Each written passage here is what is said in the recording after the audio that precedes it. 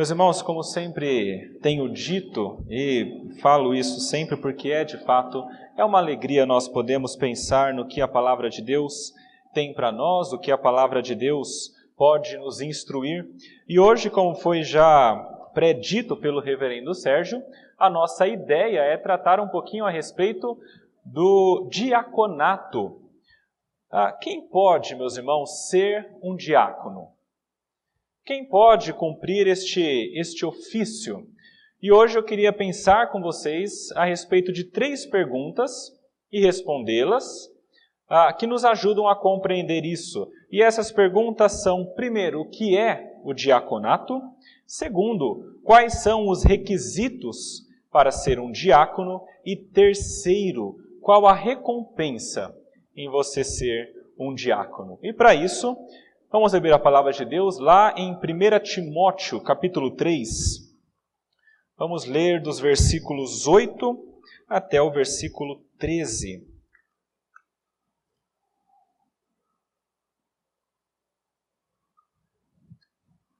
1 Timóteo, capítulo 3, versículos 8 até o versículo 13.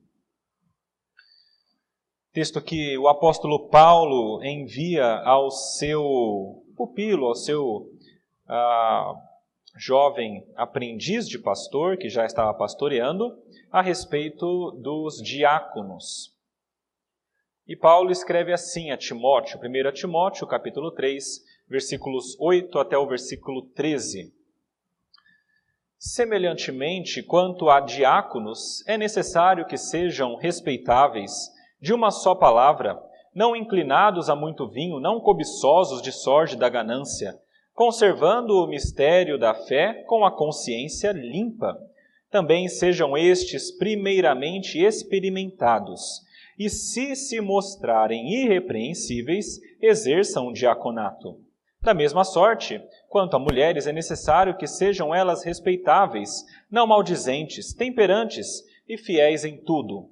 O diácono seja marido de uma só mulher e governe bem seus filhos e a própria casa, pois os que desempenharem bem o diaconato alcançam para si mesmos justa preeminência e muita intrepidez na fé em Cristo Jesus. Até aí a palavra de Deus. Vamos orar, meus irmãos, para que Deus nos habilite a compreendê-la. Senhor nosso Deus, nosso Pai, nós lemos a palavra inspirada por Ti. Pedimos neste momento que o Senhor nos agracie com o Teu Santo Espírito para que consigamos compreendê-la. E não apenas compreendê-la, mas também tenhamos a condição e a força de aplicarmos em nossas vidas. Ajuda-nos neste momento, pedimos, em nome de Jesus. Amém. Meus irmãos, só para nós nos situarmos um pouquinho, eu li um texto que está do versículo 8 até o versículo 13 do capítulo 3, de uma carta que o apóstolo Paulo envia para Timóteo. Timóteo é um jovem pastor que está pastoreando uma igreja na cidade de Éfeso. Ele ficou ali porque Paulo mesmo pediu para que ele pastoreasse essa igreja, e o pedido de Paulo é que ele ficasse lá, ensinasse o evangelho e levasse essa igreja a ser uma igreja que segue a vontade e a palavra de Deus. E nos capítulos anteriores, do capítulo 1, 2 até o 3, Paulo fala sobre vários temas importantes. Entre esses temas, ele fala a respeito de falsos mestres que estavam surgindo no meio daquela igreja, e como que Timóteo deveria pregar o evangelho e defender a fé. Ele fala a respeito de como que a igreja deveria se portar, dizendo como era o comportamento adequado das mulheres, primeiro, depois falando a respeito do comportamento adequado dos presbíteros, e então falando a respeito agora do comportamento adequado dos diáconos. Meus irmãos, dos versículos 1 até o 7 desse capítulo 3, Paulo falou a respeito dos presbíteros, e agora do versículo 8 até o versículo 13, ele vai dar uma palavra a respeito dos diáconos. Eu sei que talvez você esteja olhando para esse texto e se perguntando o que esse texto tem a ver com a sua vida, se você não é um diácono, se você não tem desejo de ser diácono, se você, na verdade, talvez nem seja dessa igreja. Meus irmãos, a compreender a respeito da diaconia é extremamente importante. Porque mesmo que você não queira ser um diácono, ou não seja um diácono, ou não possa ser um diácono, mesmo aí é importante você compreender qual é o desejo de Deus para a sua igreja e qual que é o seu papel nisso. Na IPB, na nossa igreja, nós temos um processo de eleição diaconal, seguindo os padrões bíblicos. Ou seja, somos nós, que não somos diáconos, que elegemos aqueles que serão diáconos. É por isso que é importante que você também, mesmo não sendo um diácono, não querendo ser, entenda quais são os requisitos de um diácono, como que eu escolho bem um diácono. Além disso, essa palavra fala como deve ser um diácono e isso também se reflete em nossa vida, porque várias das instruções a respeito do diaconato nós podemos compreender como se referindo a uma vida cristã boa e correta. Então, se você observar o que Paulo fala a respeito dos diáconos, entenda que muito disso pode ser diretamente aplicado também à sua vida. Meus irmãos, a primeira coisa que eu queria pensar com vocês é o que é, de fato, o diaconato. Versículo 8, Paulo começa falando assim: semelhantemente, quanto a diáconos, e eu quero ir até aí nesse momento, essa palavrinha semelhantemente coloca o diácono em pé de igualdade com o presbítero, no sentido de os dois serem cargos oficiais. Algumas pessoas olham para o diaconato e não veem como um oficialato. Isso porque a palavra diácono, no grego, significa servo, significa ministro. Existem alguns textos na palavra em que é traduzido dessa maneira. Lá em 1 Coríntios, capítulo 3, versículo 5, por exemplo, quando Paulo fala sobre Apolo e ele mesmo, ele usa a palavra diácono no sentido de servo de Deus, falando sobre ele mesmo e sobre Apolo. Mas eles não tinham o ofício de diácono. Ali, em outro texto, lá em Romanos 13, versículo 4, lá em Colossenses, capítulo 1, versículos 23 e 25, eu não vou abrir agora, mas se você depois quiser observar, novamente a palavra diácono é utilizada, mas não com a ideia de um ofício. Ainda assim, a palavra de Deus mostra que a diaconia é um ofício. Eu queria que você abrisse nesse texto, rapidinho, Filipenses, capítulo 1, versículo 1. O primeiro versículo do capítulo 1 da carta aos Filipenses, onde coloca bispos, que são os presbíteros, e diáconos, nessa ideia de pé de igualdade, os dois sendo oficiais. Filipenses 1, versículo 1, Paulo escreve assim: Paulo e Timóteo, servos de Cristo Jesus, servos aqui é doulos a palavra, a todos os santos em Cristo Jesus, inclusive bispos e diáconos que vivem em Filipos. Eu leio esse texto com vocês para ficar muito claro. O diaconato é um oficialato. E isso ainda fica mais evidente quando nós vemos quando o diaconato foi instituído. Nós lemos no início desse culto um texto lá em Atos 6, e eu queria que você abrisse também esse texto de Atos e deixasse aberto lá, porque é o texto que nós usaremos para compreender um pouquinho mais sobre o que é ser um diácono.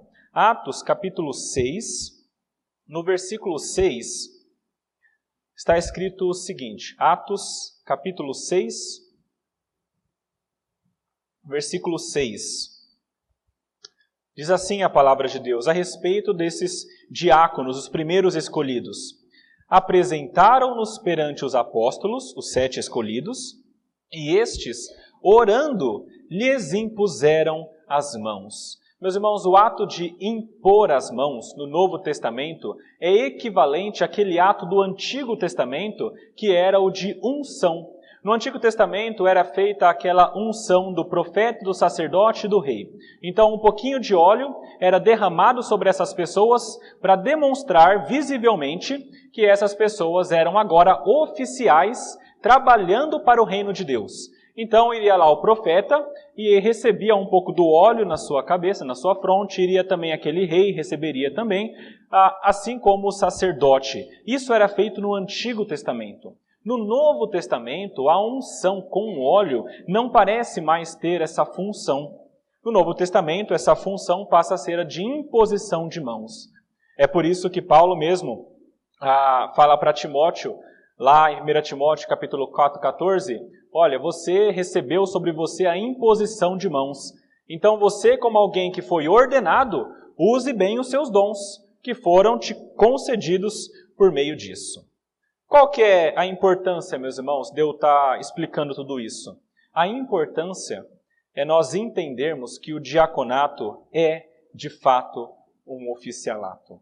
E por ser um oficialato, por ser algo que requer a imposição de mãos e algo oficial da igreja, significa, primeiro, que é algo extremamente necessário. Extremamente necessário. Meus irmãos, os apóstolos não colocariam as suas mãos sobre qualquer pessoa. Eles, inclusive, negaram isso para pessoas que pediram. Mas quando eles fazem isso, eles fazem de maneira não leviana, mas sabendo que há uma necessidade. E a necessidade, a primeira vez que eles perceberam, foi lá em Atos 6 de novo. Lá em Atos 6, no versículo 1, está escrito que os crentes daquela época começaram a reclamar, porque parece que os apóstolos não estavam conseguindo dar conta do trabalho de ajudar as viúvas. O processo era mais ou menos o seguinte, isso está relatado lá em Atos, no capítulo 4. Mais ou menos o seguinte, todo o povo de Deus, com alegria no coração, pegava suas posses, não todas, mas algumas, as que eles desejassem, vendiam essas posses, pegavam o valor dessas posses e depositavam aos pés dos apóstolos. Os apóstolos, então, com esse dinheiro, ajudavam as viúvas e aquelas pessoas necessitadas. A reclamação foi a seguinte, falaram para os apóstolos, olha, parece que as viúvas do povo judeu estão sendo assistidas, mas aquelas do povo grego parece que estão sendo esquecidas. Por que está acontecendo isso? Vocês estão preterindo o povo grego? Qual que é o problema? E aí então que os apóstolos dizem, não é questão de preterir. O problema é que está sendo muito para eles administrarem.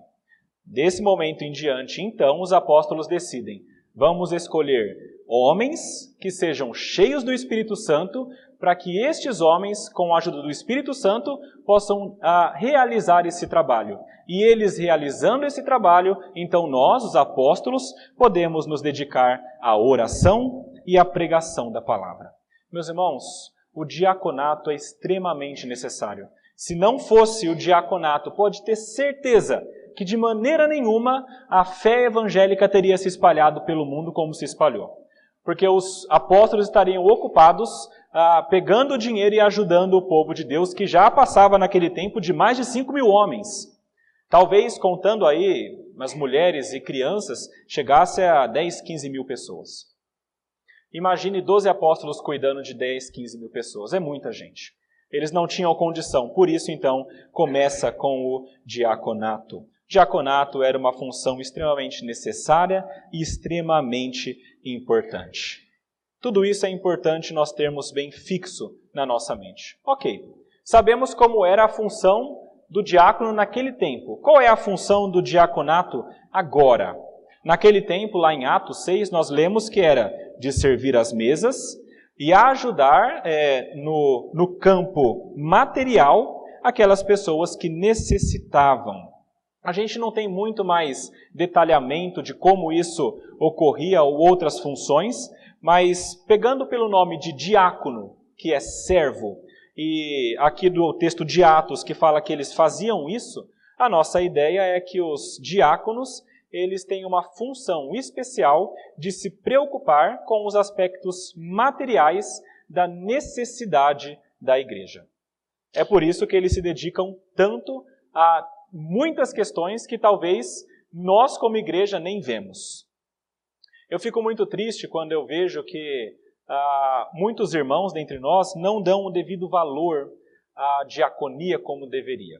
Porque talvez não percebam o trabalho que é feito.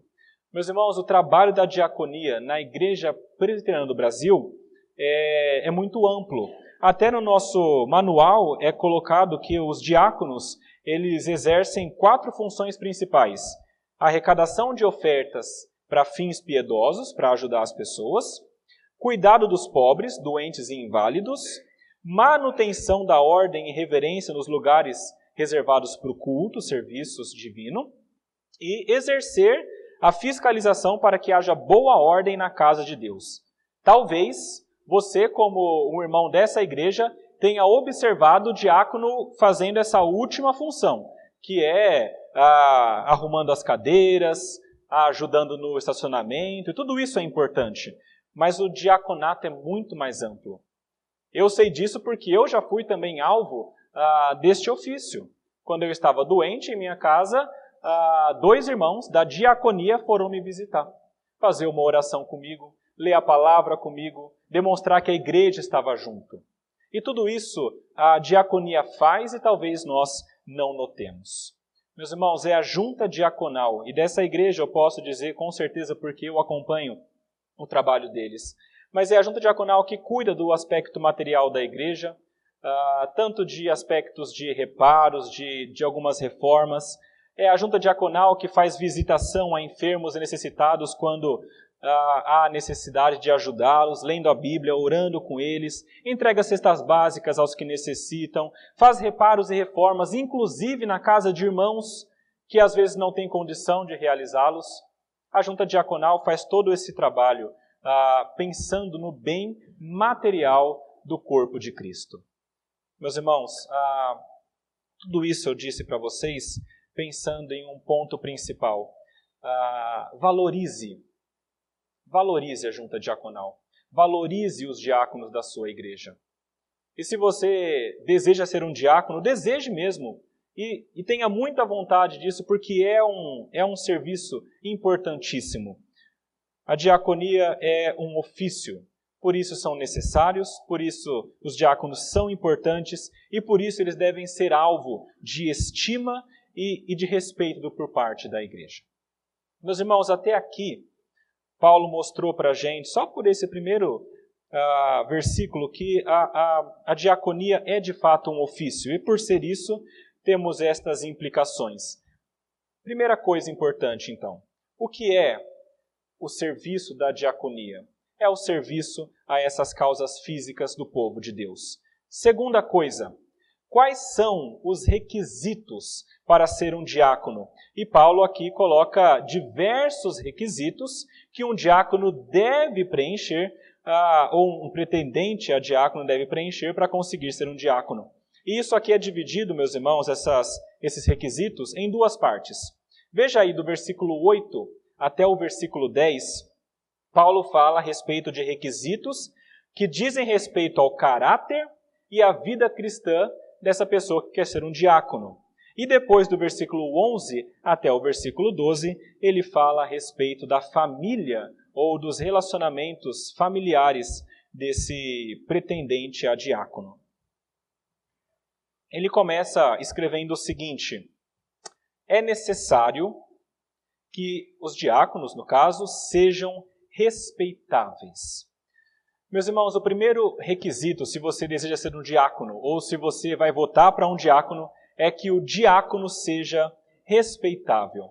E ser respeitável diz respeito, ou significa ter um bom procedimento. Lá em 1 Timóteo, capítulo 2, versículo 2, volte um pouquinho no texto de vocês.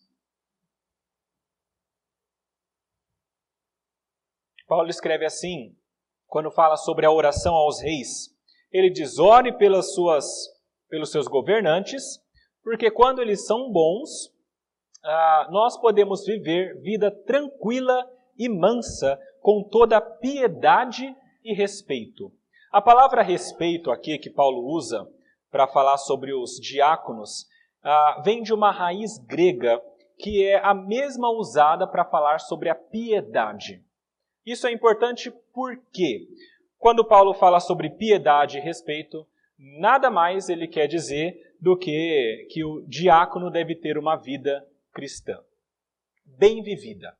Ele deve ter uma vida piedosa e assim também ser respeitável. E respeitável, meus irmãos, é para todo cristão. Paulo fala isso a respeito das mulheres, Paulo fala isso a respeito dos homens idosos, lá em Tito 2, no versículo 2. Se é importante ser respeitável para cada membro da igreja, quanto mais para alguém numa posição de destaque, numa posição oficial da igreja. Um oficial da igreja, meus irmãos, deve ser, é necessário que ele seja respeitável.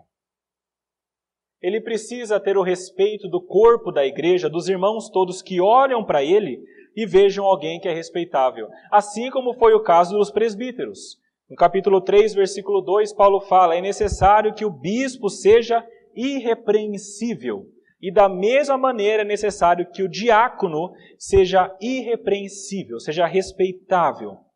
Isso não significa perfeito, mas significa que ele tem que ter uma vida que demonstra respeitabilidade. E por algumas razões práticas.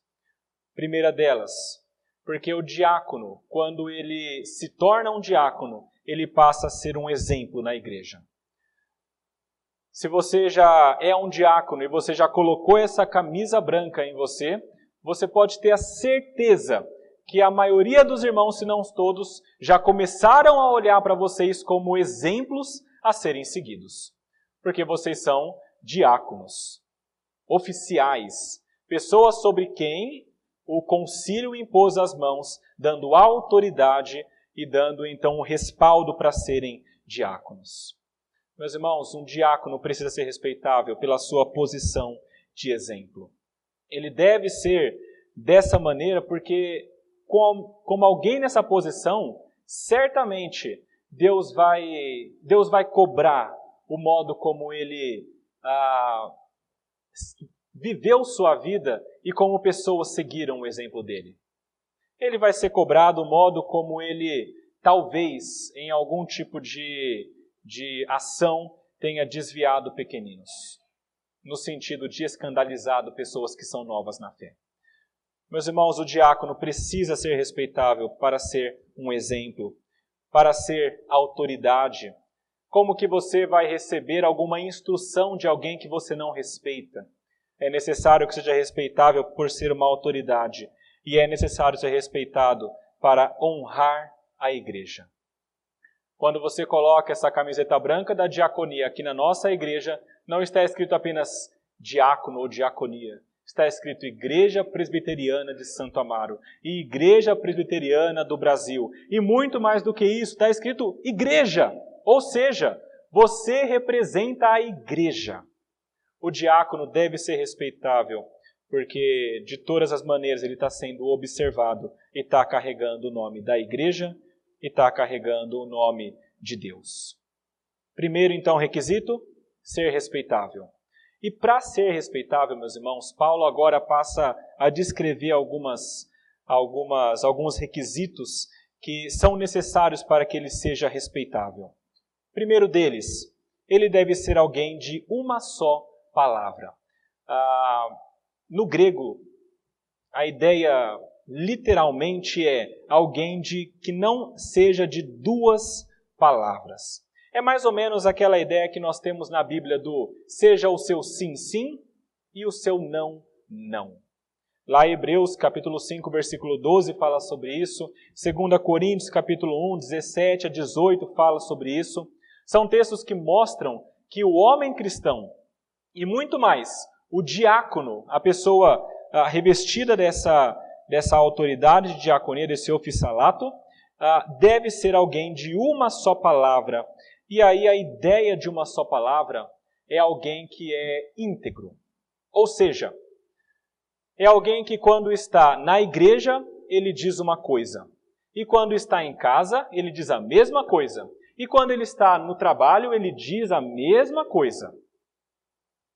Meus irmãos, somente alguém assim é respeitável e digno de confiança. Como que você vai confiar em alguém que numa hora diz sim e numa outra hora diz não? Como que você vai confiar em alguém que muda a ideia e o pensamento de uma hora para outra, dependendo de quem está no local? Aqui eu posso falar, aqui eu não posso. Meus irmãos, um diácono precisa ser alguém íntegro de palavra e de pensamento, porque isso vai conferir para ele também uma autoridade. Para isso ficar bem claro para a gente, eu pensei no exemplo da família. Eu vejo, os irmãos também veem isso muitas vezes, mas vários casos de crianças que não respeitam o pai e a mãe. E é claro que podem ter muitas coisas envolvidas e muitas situações, mas um dos motivos, talvez um dos principais, é porque o pai e a mãe não têm a mesma palavra para com os filhos. Pode ser que o pai e a mãe, no momento de ira, digam o seguinte: eu vou te castigar e você vai ficar de castigo durante 6 meses. 5 minutos depois, meu amor, perdão, não foi isso que eu quis dizer. Eu queria dizer 3 dias. E depois, mais um pouquinho, não tem castigo, venha cá, eu te amo. Entende? Muda a ideia rapidamente. Na ira é uma coisa e quando não está irado é outra. Ou, talvez, aquele pai e aquela mãe que na igreja diz A, e depois no carro indo para casa, quando as pessoas não estão mais vendo, mas os filhos estão ouvindo, ele diz B. E aí é possível que a criança olhe e pense, mas meu pai pensa A ou pensa B? Ele fala uma coisa aqui, outra coisa ali. Será que eu posso confiar nele? Essas coisas começam a rodar na cabeça da criança, assim como também rodam na cabeça de todo membro da igreja quando observa um diácono, um oficial ou algum cristão. Porque olha para o cristão e vê, esse homem fala uma coisa aqui, mas daqui a pouco ele muda a sua ideia, o seu temperamento, ele fala outras coisas. Meus irmãos, o diácono não pode ser assim. Não é bom que ele seja dessa maneira. Ele deve ser confiável, sendo respeitado. Terceiro requisito que Paulo traz também: o diácono não pode ser inclinado a muito vinho. Meus irmãos, eu tratei a respeito disso largamente no sermão a respeito de presbíteros. Se você depois desejar ver um pouquinho mais sobre isso na internet, isso está disponível. Mas qual que é a ideia principal aqui, meus irmãos? Essa palavra inclinado a muito vinho, ela pode ser traduzida como alguém que é apegado a algo, como alguém que toma conta de algo, que tem algo até como objeto de devoção. Algumas pessoas, inclusive, traduzem essa palavra para alguém que é devoto do vinho. Qual que é o pensamento? O diácono, meus irmãos, não pode ser alguém apegado ao vinho. Alguém devoto ao vinho. E vinho aqui não é só vinho vermelho ou vinho branco. É a bebida. E quando eu falo de bebida, depois nós podemos expandir para vícios e coisas que nos controlam. Mas em primeira instância, Paulo fala a respeito do vinho. E por que ele diz isso, meus irmãos? Um diácono, meus irmãos, ele não pode ser controlado por outra coisa que não Deus e a palavra. E o vinho controla. O vinho controla o homem, seja quimicamente, seja psicologicamente. Eu vejo muita gente falando o seguinte para mim: olha, eu não sou viciado, eu posso parar quando eu quero. E, de fato, eu acredito que ele não seja viciado quimicamente, mas psicologicamente ele é. Porque se ele não tomar um golinho do vinho ou da bebida um momento do dia, ele sente falta, ele acha estranho. E o tempo todo está caminhando com um copo de bebida na mão. Isso não é para o diácono. O diácono não pode ser alguém devoto ao vinho. Por mais que a bebida não seja pecaminosa em si mesma, mas o poder que ela tem de controlar a vida das pessoas é algo perigosíssimo. E como que você, de novo, vai respeitar e vai confiar e vai colocar a sua vida até nas mãos de alguém que não tem controle de si mesmo, mas o controle está nessas outras coisas, seja bebida ou sejam ainda outros vícios. O diácono não pode ser alguém inclinado, devoto ao vinho. Assim como também o diácono não pode ser alguém ganancioso. Paulo escreve o seguinte: não cobiçosos de sorte da ganância. Essa palavrinha aí, meus irmãos, novamente, no grego, tem uma ideia de ganhos desonestos. Ou seja, para ser respeitável, um diácono não pode ser aquele tipo de homem que tem uma renda que venha primeiramente de meios duvidosos. Nós talvez conheçamos pessoas que se dizem cristãs e têm uma renda desse tipo. Uma renda que venha de algo ilícito, de algo pecaminoso, de algo que seja contra a lei de Deus, de algo que seja contra também a lei dos homens. Imagine, por exemplo, você ter um diácono na igreja que é dono de uma casa noturna. É estranho. Como que é possível? Ele recebe o dinheiro dele de um meio ilícito que leva pessoas à perdição. Não, tem alguma coisa errada aqui. Não pode ser um ganho desonesto desse. Mas mais do que isso, meus irmãos, o diácono não pode ter uma renda duvidosa e ele não pode ser ganancioso a ponto de querer ganhar algo a qualquer custo.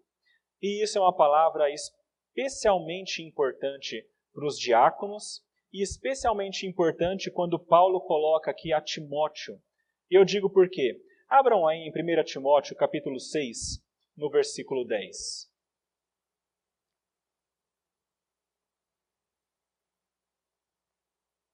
Primeira Timóteo, capítulo 6, versículo 10.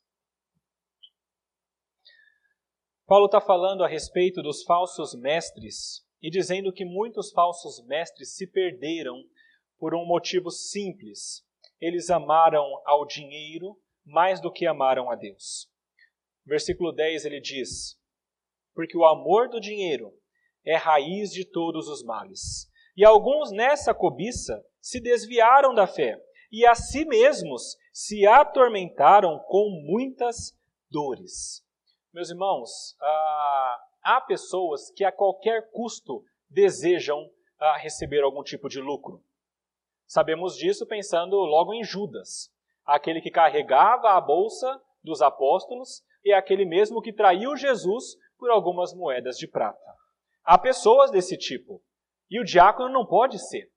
O diácono não pode ser alguém que queira ganhar algo a qualquer custo, mesmo que seja o custo da fé.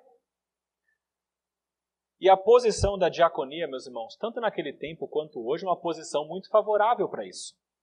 Naquele tempo, se em Atos 6 eram os apóstolos que recebiam um valor aos seus pés para ajudar as viúvas e os necessitados, depois da instituição da diaconia, os diáconos passaram a ser aqueles que então administravam esses recursos.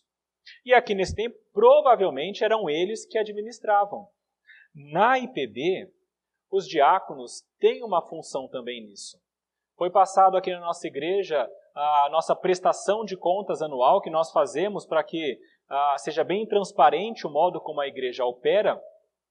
E foi explicado que depois que o dízimo e as ofertas saem daqui, eles vão lá para trás, para uma salinha, onde 3 diáconos, então, passam a contar esse dinheiro. O que é depois anotado, assinado e outras pessoas verificam. Mas veja que são os diáconos que estão diretamente envolvidos com os ganhos, os recebimentos, não ganhos, os recebimentos da igreja para essa obra. É um oficialato, uma obra em que há margem para que a pessoa seja tentada a isso. É por isso que é necessário que o diácono, de maneira nenhuma, seja alguém que deseje ganhos desonestos. E no versículo 9, Paulo escreve assim, que o diácono deve ser todas essas coisas, e no versículo 9, conservando o mistério da fé com a consciência limpa. Meus irmãos, isso aqui também é um requisito, e o requisito é que o diácono deve, e deveria também naquele tempo, se apegar ao mistério da fé. Eu achei interessante aqui porque a palavra conservando vem da mesma raiz daquela palavra que Paulo usou para falar daqueles que se apegam ao vinho. Então é mais ou menos assim. Ao invés do diácono se apegar ao vinho, ele deve ser alguém que se apega ao mistério da fé com a consciência limpa. Significa, em palavras bem curtas, o diácono deve ser alguém crente. E muito crente. Deve ser alguém que se apegue a esse mistério da fé a ponto de ser extremamente firme. Nós vimos aqui, meus irmãos, que há várias pessoas daquele tempo, vários mestres, que se desviaram da fé.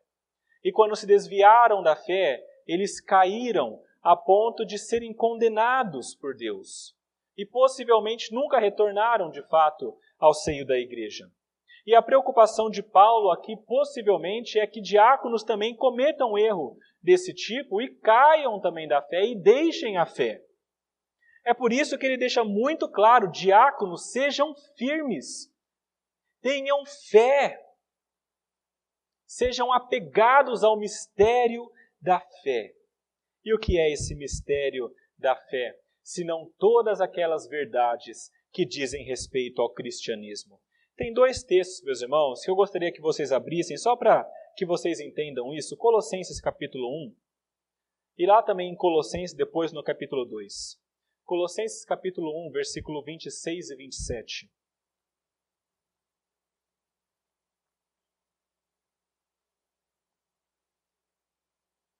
Colossenses capítulo 1, versículo 26 e versículo 27. Paulo explica um pouco o que é esse mistério. A palavra mistério aparece muitas vezes nas cartas paulinas, no Novo Testamento, sempre ligadas ao Evangelho, sempre ligadas ao que Cristo fez. E aqui ele explica que este mistério, o mistério que estivera oculto dos séculos e das gerações, agora, todavia, se manifestou aos seus santos, aos quais Deus quis dar a conhecer qual seja a riqueza da glória deste mistério entre os gentios. E qual é? Isto é, Cristo em vós, a esperança da glória. Quando Paulo fala a respeito do mistério da fé, está falando a respeito do Evangelho em geral e mais especificamente a respeito de Jesus Cristo. Lá no capítulo 2, veja aí novamente de Colossenses, do versículo 2 até o versículo 4. O texto fala também sobre o mistério da fé. E novamente, Paulo escreve assim: para que o coração deles seja confortado e vinculado juntamente em amor, e eles tenham toda a riqueza da forte convicção do entendimento, para compreenderem plenamente o mistério de Deus, Cristo, em quem todos os tesouros da sabedoria e do conhecimento estão ocultos. Assim digo, para que ninguém vos engane com raciocínios falazes. Meus irmãos, manter-se firme nesse mistério é manter-se firme nas verdades bíblicas do Evangelho. Ou seja, compreender que em tempos passados nós éramos pecadores e inimigos de Deus.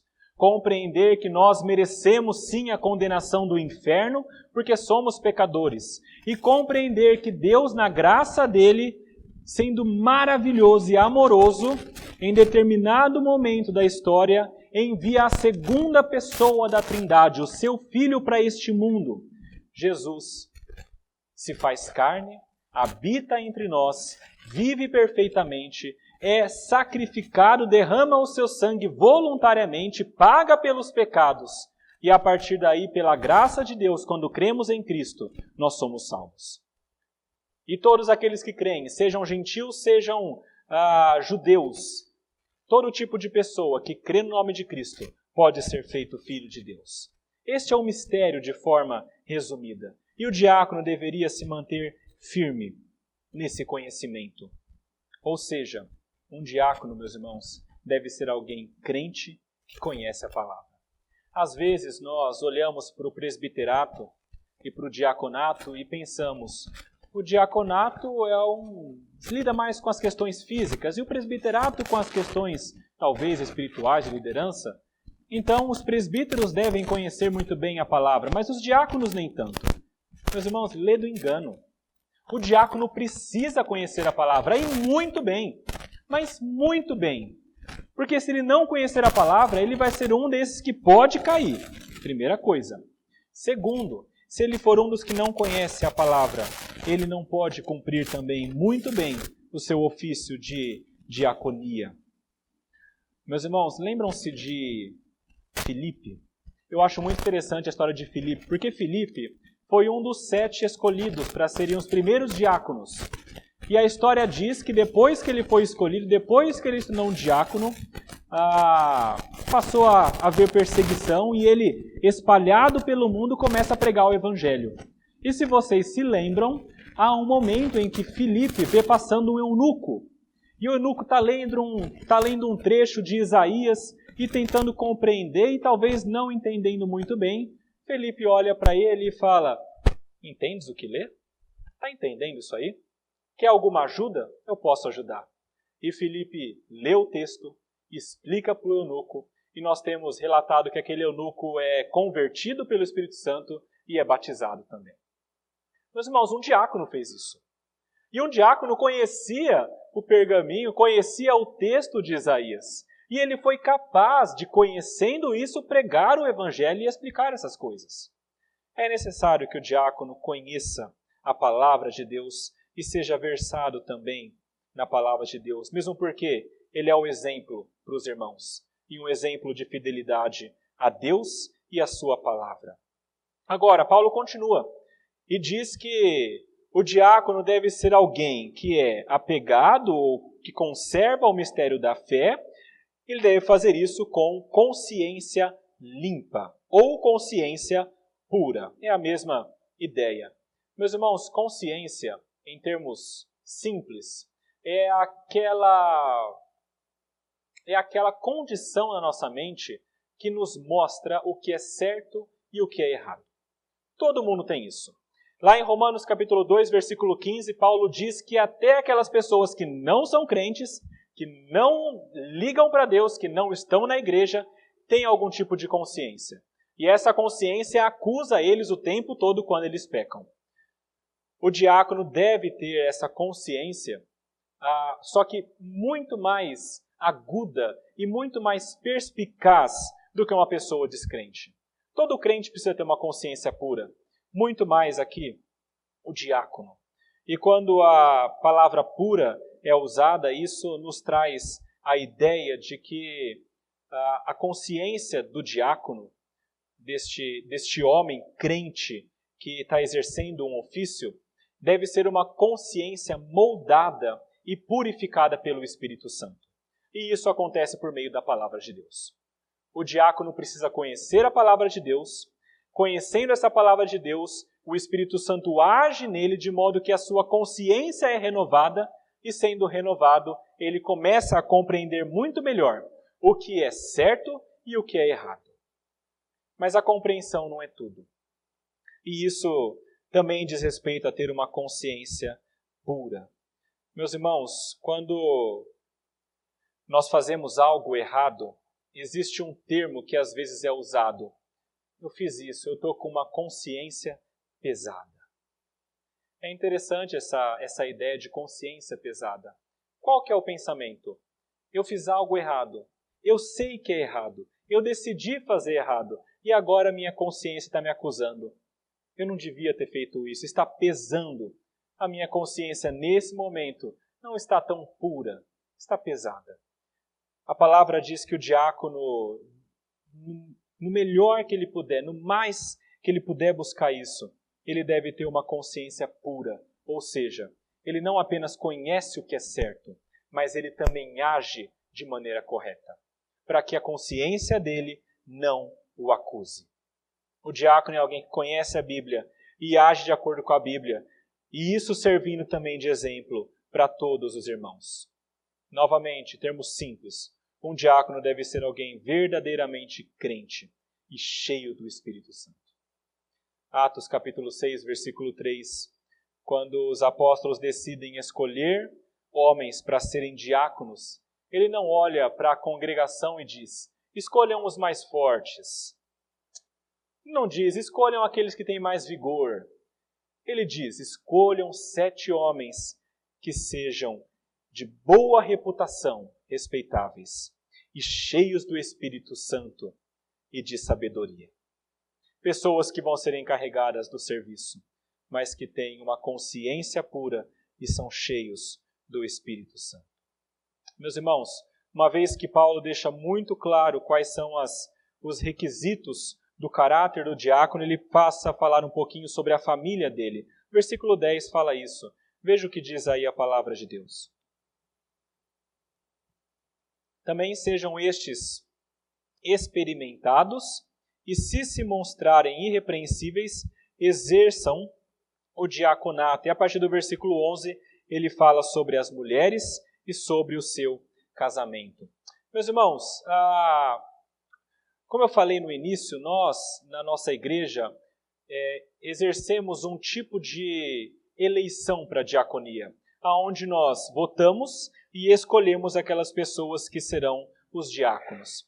E nós não fazemos isso sem motivo. Nós fazemos isso e fazemos com muito cuidado, porque nós entendemos que alguém, para se tornar um diácono, ele deve ser experimentado e a igreja deve ver ele cumprindo estes pré-requisitos. Quando nós votamos em algum diácono, nós precisamos ter isso sempre em nossa mente. Do mesmo modo como Paulo já falou muito claramente para Timóteo, não faça de maneira precipitada a escolha de alguém para impor as mãos. Quando nós escolhemos oficiais, deve ser algo muito bem pensado e com muito cuidado. Antes de alguém ser diácono, ele deve ser testado. E testado em quê? Nesses requisitos que foram falados até agora por Paulo mesmo. Alguém que deve ser respeitável, de uma só palavra, não inclinado a muito vinho, não cobiçoso e firme na fé. Se ele passar por tudo isso, se ele for essas coisas, é claro que não perfeitamente porque ninguém consegue, mas é alguém que busca essas coisas e tem esse respeito da congregação, então ele pode ser votado e ele pode de fato se tornar um diácono. Tudo isso diz respeito ao caráter dele, mas no versículo 11, Paulo introduz um novo tema e é interessante quando a gente olha isso, ele começa a falar das mulheres. E que mulheres são essas? A palavra mulheres aqui é a mesma usada depois para falar a respeito da mulher do diácono. Quando Paulo fala de mulheres aqui, está falando da esposa do diácono. Como que deve ser a esposa do diácono? E é interessantíssimo, porque Paulo traz algumas características que são muito parecidas com as que o diácono tem. Veja aí, por exemplo, o diácono é chamado para ser respeitável, e a mulher também. É necessário que elas sejam respeitáveis. O homem diácono é chamado para ser homem de uma só palavra, não de duas palavras. E no requisito de palavras, a mulher não pode ser maldizente. No terceiro ponto aí, não deve ser dado a muito vinho, diz respeito ao controle, e a mulher deve ser temperante. O diácono e a sua mulher devem ser pessoas que cumprem estes requisitos. E no final ele fala sobre serem cobiçosos e as mulheres devem ser, não cobiçosos e a mulher devem ser fiéis em tudo, assim como o homem também é fiel nas finanças. Meus irmãos, veja que quando Paulo está se referindo aqui, então, se refere às mulheres do diácono. Por que é importante a mulher do diácono ser de uma determinada maneira? Eu vou tentar explicar para vocês de maneira bem breve. Primeiro, porque é necessário que a mulher seja respeitável, assim como o homem, o diácono, também é respeitável. Meus irmãos, a mulher do diácono também se torna exemplo na igreja. Assim como o diácono, quando escolhido, se torna um exemplo, a mulher também. E as pessoas vão seguir essa mulher e tentar ser como ela no âmbito cristão. Por isso que ela deve ser também alguém respeitável, que segue a vontade de Deus. A mulher não pode ser maldizente. E olha que essa palavra maldizente, no grego, é a palavrinha diabolos, ou que é a mesma palavra usada ali em 1 Timóteo capítulo 3, volte um pouquinho no versículo 7, onde Paulo fala que o presbítero não pode ser alguém neófito, mas ele deve ser alguém já experimentado na fé, para não cair na tentação de Satanás ou no opróbrio dele. A palavra usada é a mesma, diabo. Porque diabo, meus irmãos, no grego significa acusador. E é interessante olharmos Paulo usando esse jogo de palavras. Certamente, quando Paulo fala a respeito disso, ele tem em mente algo que é muito danoso à igreja: a maledicência. A maledicência é algo que gera danos terríveis à igreja de Deus. E é algo que o diabo faz, mas que as pessoas às vezes fazem também. E quão danoso é quando alguém resolve usar a língua de maneira diabólica. Meus irmãos, de maneira nenhuma, nenhum crente deve cair nesse erro. Mas principalmente aqui está falando sobre as mulheres de diáconos. As mulheres dos diáconos, meus irmãos, assim como também as mulheres dos presbíteros, por estarem junto com o diácono, ajudando-os, suportando-os, muitas vezes estão junto em situações difíceis e situações, às vezes, que requerem algum tipo de sigilo ou situações onde elas ficam sabendo de coisas que é necessário que elas tomem muito cuidado quando tratam sobre o assunto. Paulo tem um temor especial a respeito disso e diz, cuidado com o modo como você usa a língua que Deus te deu, para que você não seja usada por Satanás, sendo maledicente. Tiago, no capítulo 3, versículos 5 a 6, Tiago fala que a língua é terrível. E a língua, por mais que seja pequena, ela pode ser usada como uma fagulha numa floresta. E então essa fagulha, uma vez que cai, ela incendeia a floresta toda. A língua deve ser alvo de muito cuidado, especialmente aqui no texto para as mulheres de diáconos. As mulheres devem ser também temperantes, no sentido de autocontrole, porque são também exemplo e devem ajudar os maridos, e fiéis em tudo. A palavra fiéis aqui pode ser também traduzido por confiáveis. Nós sabemos que a mulher, biblicamente, é aquela que auxilia o marido. E o diácono precisa de uma mulher que o auxilie e seja alguém confiável para que ele possa exercer o diaconato de maneira plena. Por isso também as mulheres devem ser fiéis em tudo, respeitadas também na igreja. E aí no versículo 12, Paulo fala que o diácono, pensando nessa mulher, deve ser marido de uma só mulher, de uma só esposa. E aqui, meus irmãos, eu já expliquei isso em outro momento, falando sobre os presbíteros, mas é importante que nós entendamos. Quando Paulo fala que o diácono deve ser marido de uma só mulher, não está dizendo que o diácono necessariamente precise ser casado. Assim como não disse isso sobre os presbíteros, porque Paulo mesmo sendo um presbítero não era casado. A ideia aqui é que o diácono seja alguém homem, porque é um ofício masculino, seja alguém hétero, porque se for casar, você vai casar-se com uma mulher, isso é ponto pacífico nas igrejas bíblicas, seja fiel à sua esposa e seja monogâmico, sem nenhum tipo de adultério. Essa é a ideia principal de Paulo quando fala que os diáconos devem ser maridos de uma só mulher. Principalmente, fidelidade no casamento. O homem diácono, o homem em geral precisa ser assim, mas o diácono, existe uma ordenança especial para ele. E também que governe bem seus filhos e a sua própria casa. Aqui novamente a ideia de ser um exemplo na igreja, o diácono precisa ser um exemplo e para isso ele governa bem os seus filhos e a própria casa, assim como também fizeram os presbíteros, Paulo falando para eles antes.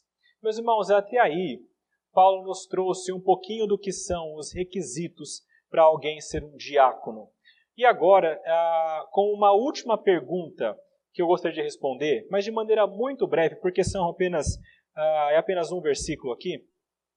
Paulo explica para a gente qual é a recompensa em ser um diácono. Qual é essa recompensa? Veja aí, versículo 13, o que diz a palavra de Deus. Pois os que desempenharem bem o diaconato alcançam para si mesmos justa preeminência e muita intrepidez na fé em Cristo Jesus. Paulo fala sobre duas recompensas. Primeira, preeminência, e a segunda, intrepidez. Preeminência, meus irmãos, no grego, tem a ver com a ideia de nível ou posição. É a ideia de que o diácono, quando ele faz muito bem o seu trabalho, ele adquire para ele, pela graça de Deus, uma posição de respeito na igreja. Não tem a ver com uma promoção, com algo que ele vai caminhar um pouquinho como diácono e ser um presbítero, nada a ver com isso, mesmo porque o presbítero é muito diferente do diácono nas suas funções. Não é uma ideia de escadinha, de plano de carreira. Mas o diácono, ele recebe essa posição de destaque, de respeito. E de fato acontece isso, inclusive na nossa igreja, meus irmãos. Nós temos um dispositivo no nosso manual que confere para os bons diáconos da igreja, depois de muitos anos de exercer o seu cargo, mais de 25 anos, eles podem receber um título que é de serem diáconos eméritos. Eles se tornam diáconos e têm esse título para demonstrar o apreço da igreja e o respeito da igreja.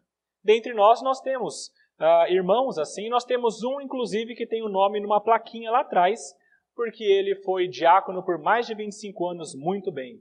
Ele alcançou o que Paulo fala aqui, uma justa preeminência, uma boa posição, porque exerceu muito bem o diaconato. E de fato é assim. Os diáconos, quando exercem muito bem, são reconhecidos por isso. E a intrepidez. E intrepidez aqui, meus irmãos, significa coragem ou a liberdade para falar. Muitas vezes na palavra aparece a palavra intrepidez ligada à pregação do Evangelho. E os diáconos, quando exercem bem o seu serviço, eles se tornam pessoas tão respeitáveis e tão dignas de confiança, que quando eles falam algo, isso é ouvido. As pessoas ouvem porque são bons crentes, fiéis, verdadeiros. Assim acontece com os bons diáconos. E quando pensamos em intrepidez para pregar o Evangelho, eu não posso, de novo, deixar de falar sobre Filipe. Filipe foi aquele homem diácono que, com intrepidez, não apenas ajudou fisicamente a igreja, mas também pregou o Evangelho muito bem pregado, causando a conversão de muitas pessoas. De modo, meus irmãos, que a promessa, então, de recompensas para os bons diáconos é de serem homens honrados pela igreja e com liberdade para proclamar o Evangelho e serem ouvidos pelos seus irmãos, pela sua igreja. E, meus irmãos, tudo isso que a diaconia faz leva a um fim muito proveitoso. Eu queria ler o último versículo com vocês, Atos, versículo 7 do capítulo 6. A gente já leu isso no início e eu gostaria que lêssemos novamente. Atos capítulo 6, versículo 7. Quando o diaconato é bem exercido, quando os diáconos cumprem a sua função de tomar conta do povo de Deus no âmbito físico, sendo bons homens e bons crentes, a igreja ganha muito com isso. E os outros irmãos que são chamados para pastoreio e para presbiterato podem exercer o seu trabalho com mais liberdade. Isso aconteceu lá em Atos, quando os apóstolos indicaram os diáconos. No versículo 7 diz que depois disso aconteceu algo extremamente importante. Leiam comigo, meus irmãos, esse texto. Capítulo 6, versículo 7, todos juntos. Crescia a palavra de Deus e em Jerusalém se multiplicava o número dos discípulos. Também muitíssimos sacerdotes obedeciam à fé. Meus irmãos, assim como foi lá em Atos com os primeiros diáconos, que seja também na nossa igreja. Conforme os diáconos sejam levantados por Deus, conforme a igreja vote para estes homens, que estes homens exerçam um bom trabalho, capacitados por Deus, para que o Evangelho possa ser pregado e para que o reino de Deus então cresça e seja assim expandido para todos os cantos deste mundo. Vamos orar. Senhor nosso Deus, nosso Pai, Nós lemos a sua palavra que nos mostra como deve ser a vida deste homem que deseja o diaconato e como que nós, como igreja, devemos escolhê-los. E agradecemos ao Senhor pela sua instrução. Pedimos que nós possamos segui-la de maneira fiel, da maneira mais fiel possível, Pai. Ajuda-nos, não apenas a votarmos bem e escolhermos estes homens, considerando as questões necessárias e bíblicas, mas também, Pai, acendendo no coração de homens idôneos o desejo também de serem diáconos, sabendo da importância e necessidade deste ofício, Pai. E também peço, Pai, e rogo por aqueles que já são diáconos, que o Senhor os ajude a cumprirem essa função de maneira plena, da melhor maneira possível, com a sua graça, entendendo, Pai, também que tudo o que é feito é pela sua misericórdia, é pela sua graça agindo neles. Pedimos isso crendo na sua graça e na sua misericórdia, em nome de Jesus. Amém.